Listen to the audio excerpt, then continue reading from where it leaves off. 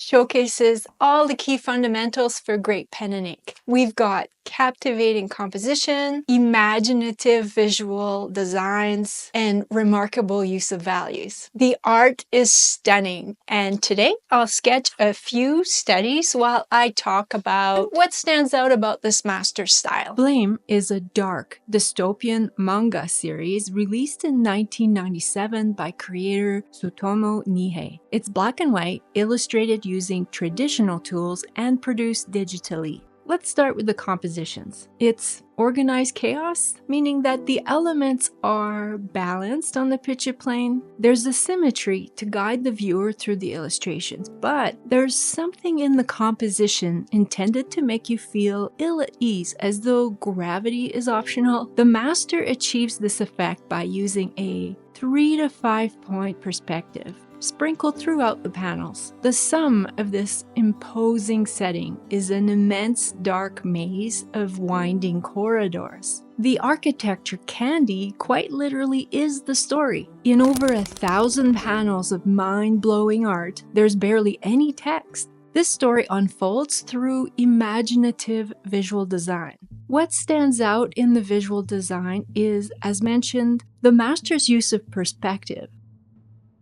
The dimensionality, or should I say the infinite scope of the world he created and its imaginative characters. Bonsai Pop describes the world of Blame. The city is a never-ending, continuously growing, dead husk of a world. It's a sprawling, dark, empty, lifeless metropolis with no beginning or end.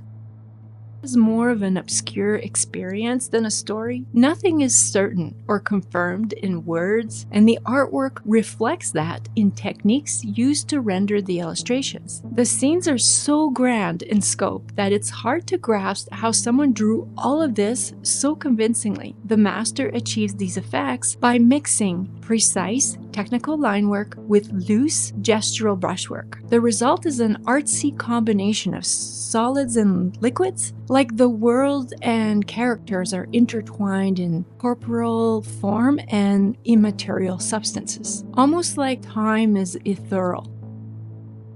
While I was doing the sketches, what stood out about the characters were their eyes. With standard manga face proportions, you'd measure the spacing between the eyes to fit a third one in between. But Master Nihei's characters have eyes spaced way further apart, with tiny pupils spaced closer to the outer edge of the face. Unlike the familiar, large, glossy pupils of typical anime faces. Whether they're made of flesh or cybergenetic silicone, the characters' eyes look bewildered in an unsettling way, which contributes to the visual storytelling. As you can see, the master uses a limited range of grays, lots of black solids against white, and a full spectrum of rendering textures. I talked about the gestural brushwork mixed with the precise marks. He does it all. Proper fades from dark to light using parallel lines or dynamic cross-hatching, shape shadow blocking with painterly brush strokes mixed with digital gray tones, but the textures have that distinct hand-drawn quality. I can't confirm that Master Tsutomu Nihei hatched absolutely all the textures by hand, but it is said that he illustrates primarily using traditional tools. If you know more about his methods, traditional, digital, please share that in the comments. To learn more about the steps of a master study, either focusing on the analysis or how to incorporate the learnings into your own art, I've linked resources in the description below along with the tools used and the books mentioned in this video.